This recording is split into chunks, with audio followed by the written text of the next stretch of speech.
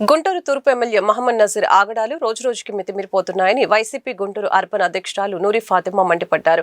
MLA ఆదేశాలతో Telugu Desam party కార్యకర్తలు పూల మార్కెట్లో షాపు గోడలు పగలకొట్టి అక్రమ నిర్మాణాలు చేసుకుంటున్నారని ఆరోపించారు.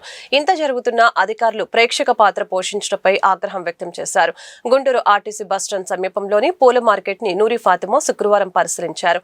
అక్రమ నిర్మాణాలపై కన్నెర చేశారు. మార్కెట్ అంటేనే అందరూ ఉంటారని, ఇది టీడీపీ సొత్తు కాదని ధ్వజమెత్తారు. అక్రమ నిర్మాణానికి గోడ పడగొట్టి తుఫాన్ దాటికి పడిపోయిందని అబద్దాలు చెప్పడం సరికాదని అన్నారు. దీనిపై కలెక్టర్ స్పందించి పూల మార్కెట్లో అక్రమ నిర్మాణాలని ఆపాలని విజ్ఞప్తి చేశారు. రాజకీయాలకు అతీతంగా మార్కెట్ ని నిర్వహించాలని కోరారు. కూల్చిన గోడను నిర్మించే వరకు తమ పోరాటం ఆగదని ప్రకటించారు. ఈ రోజు మరి గుంటూరు తూర్పు నియోజకవర్గంలో బస్టాండ్ దగ్గర ఉన్న పూల మార్కెట్ని సందర్శించడం జరిగింది. ఇక్కడికి రావడానికి ముఖ్యంగా గవర్నమెంట్ ప్రాపర్టీని ఎవరిష్టారాజ్యంగా వాళ్ళు మరి పెత్తందారులు అని చెప్పుకుంటున్న ఇక్కడ స్థానికంగా ఉన్నవాళ్ళు, స్థానికంగా ఉన్న ఎమ్మెల్యే గారు కానీ వాళ్ళ అనుచరులు అని చెప్పుకొని తిరుగుతున్న వాళ్ళు కానీ వాళ్ళ ఇష్టారాజ్యంగా ఎటువైపు వాళ్ళకి ఫెచ్చింగ్ ఉంటుందో గోడలు పలగొట్టడం చేయటం వాళ్ళ ఇష్టారాజ్యంగా చేస్తున్నారు. ఈరోజు అది మేము సర్లే పోనీలే అని మనం వదిలేస్తే ఖచ్చితంగా అది మరి ఈ రాజ్యాంగంలో ఉన్నదానికి అర్థం లేకుండా పోతుంది. ఎవరు వస్తే వాళ్ళు ఇష్టంగా వాళ్ళు పగలగొట్టుకొని చేసుకొని వాళ్ళు ఇష్టారాజ్యంగా జరుగుతూ ఉంటే ఇది చూసి ఊరుకోవడానికి ఇది ప్రజాస్వామ్యం. మీ ఇష్టమైన మీ ఇల్లు కాదు, లేకపోతే మీ సొత్తు కాదు, మీ ప్రాపర్టీ కాదు. దానికోసం ఈరోజు స్పందించి పేపర్లో వచ్చిన ఆంధ్రజ్యోతి పేపర్లో వచ్చిన దాన్ని స్పందించి ఈరోజు ఇక్కడ రావడం జరిగింది.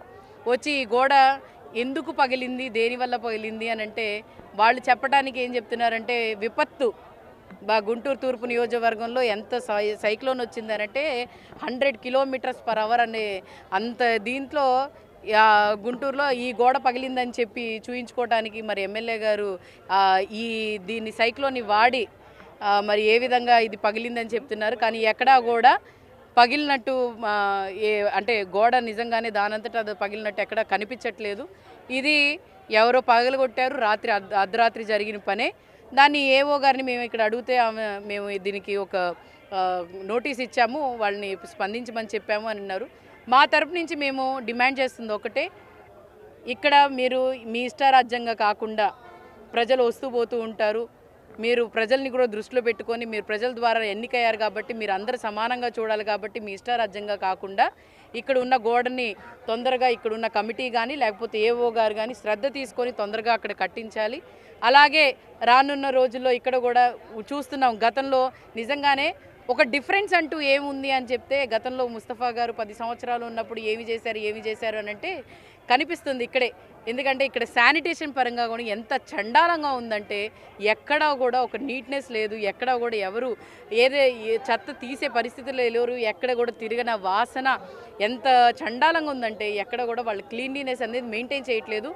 ఎక్కడ డబ్బులు వస్తాయో అక్కడే వాళ్తూ ఉంటారు. కానీ నిజంగానే ప్రజలు అన్నా లేకపోతే మీకు అధికారం ఎందుకు ఇచ్చారనే దాన్ని కూడా దుర్వినియోగం చేస్తున్నారు తప్ప ప్రజలకు మాత్రం ఉపయోగపరంగా అయితే ఈ కూటమి ప్రభుత్వంలో ఉన్న ఇక్కడ ఎమ్మెల్యే గారు ఎవరు చేయట్లేదు. మరి ఇది ఒక హెచ్చరిక అనుకోండి, లేకపోతే ఇది ఒక మీరు ఖచ్చితంగా ఇక్కడ ఉన్న గోడను కట్టించాలి. అలాగే శానిటేషన్ మాత్రం అసలు నీట్గా లేరు, ఊరంతా తిరుగుతారు, దేనికోసం తిరుగుతారో తెలియదు, ఫోటోలు వీడియో కోసం తప్ప నిజంగానే అక్కడ నిజంగా క్లీన్లీనెస్ ఉందా లేకపోతే కట్టాలని. నేను ఒక్కటే అడుగుతానండి, ఈరోజు ప్రెస్ మీట్ ఉంది కాబట్టి ఇక్కడ అందరు ప్రెస్ వాళ్ళు ఉన్నారు కాబట్టి మీరు శ్రద్ధ తీసుకొని ఉండుంటే కాలువల షిల్ట్ అనేది సమ్మర్లో తీసుంటే ఈరోజు వర్షపు నీళ్లు ఆగే పరిస్థితి వచ్చేది కాదు.